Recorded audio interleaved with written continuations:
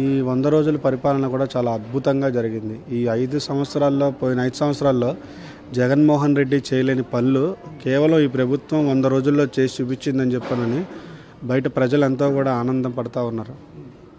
ఇప్పుడు ఇదే 100 రోజుల్లో మనం ఎన్నో యాక్టులు చూసాం. ఇప్పుడు ల్యాండ్ టైటిలింగ్ యాక్ట్ ఒకటి రద్దు చేశారు. దానికి తోడు ఇదే 100 రోజుల్లో ఎంతోమందికి పెన్షన్లు ఒక నెల మొదటి రోజున కాకుండా నెల చివరాకను కూడా ఎంతోమందికి పెన్షన్లు ఇచ్చిన రోజులు ఉన్నాయి. అలాగే అన్నా క్యాంటీన్లు, గత ప్రభుత్వం అన్నా క్యాంటీన్లు తీసేసింది. అలాగే ఇప్పుడు అన్నా క్యాంటీన్లు, అలాగే పోలవరానికి నిధులు తీసుకొచ్చా ఉంది. ఇంకా ఈ ప్రభుత్వం కూడా ఈ 100 రోజుల్లో ఇంకా ఎన్నో పనులు చేసింది. దానికి ప్రజలంతా కూడా ఎంతో సంతోషిస్తూ ఉన్నారు బయట. ఈరోజు విజయవాడ ప్రజలు ఇంత ప్రశాంతంగా గుండెల మీద చేతులు వేసుకుని నిద్రపోతున్నారంటే దానికి కారణం ఒకటి నారా చంద్రబాబు నాయుడు గారు, 2 లోకల్లో ఉన్న లీడర్స్. మాది విజయవాడ సెంట్రల్ నియోజకవర్గం. ఇదే విజయవాడ సెంట్రల్ నియోజకవర్గంలో ఇవాళ ప్రజలందరూ ఇంత ప్రశాంతంగా ఎవరి పనులు మళ్ళీ వాళ్ళు గెట్ బ్యాక్ అయ్యి వాళ్ళ పనులు వాళ్ళు చేసుకుంటున్నారంటే దానికి ముఖ్య కారణం చంద్రబాబు నాయుడు గారు, అలాగే మా నియోజకవర్గ ఎమ్మెల్యే బోండా ఉమామహేశ్వరరావు గారు. వాళ్ళకి టైంతో పని లేకుండా, అర్ధరాత్రి అని లేకుండా, మిట్ట మధ్యాహ్నం అని లేకుండా, పొద్దున పూటలు లేకుండా 24 గంటల్లో చంద్రబాబు నాయుడు గారు ఇదివరకు 18 గంటలు కష్టపడితే ఇప్పుడు 22 గంటలు కష్టపడ్డా ఉన్నారు విజయవాడ ప్రజల కోసం అని. మీరు ఎంతోమంది బయట అందరూ చూస్తూనే ఉంటారు. కానీ ఏంటంటే ఇవంతా కూడా ఫేక్ మాటలు ఇవన్నీ.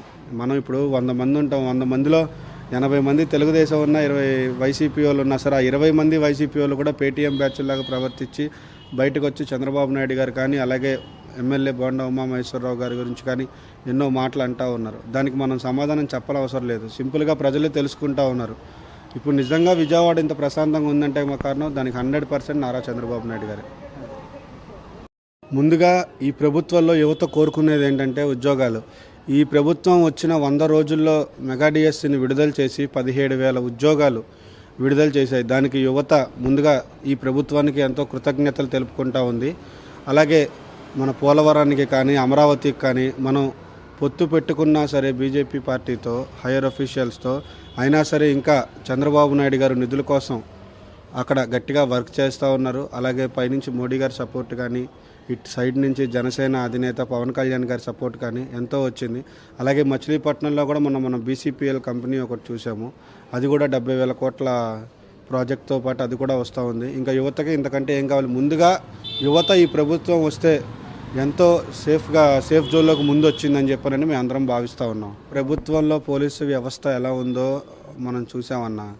చంద్రబాబు నాయుడు గారు తెలుగుదేశం పార్టీ అధికారంలోకి వచ్చాక పోలీసు వ్యవస్థ ఎంత తప్పు చేసినా సరే, ఎంత తప్పు చేసింది అని వాళ్ళంతటా వాళ్ళు తెలుసుకున్నా కూడా ఇదే ప్రభుత్వం వచ్చి మొన్న 3 ఐఏఎస్ని సస్పెండ్ చేసిందన్న, ఐపీఎస్ని సస్పెండ్ చేసిందన్న. మొన్న చూసాం కదా వాళ్ళు ఎలా ప్రవర్తించారో. ఆ నటిపై, జత్వాని ఆవిడ మేడం పేరు, ఆ నటిపై ఎలా ప్రవర్తించారో చూసాం. ఎంత దుర్భాషలాడారో చూసాము. వాళ్ళు ఒక నటినే ఇలా చేశారు అంటే ఇంకా సామాన్యుల గురించి మనం ఇంకెంత ఆలోచించాలి.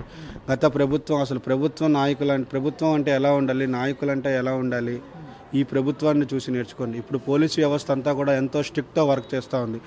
మనం వరదప్పుడు కూడా చూసాం పోలీస్ వ్యవస్థ ఎంత కష్టపడిందో. నిజంగా ఇప్పుడు ఈ గవర్నమెంట్లో ఉన్న పోలీస్ వ్యవస్థకైతే హ్యాట్స్ ఆఫ్ చెప్పచ్చు.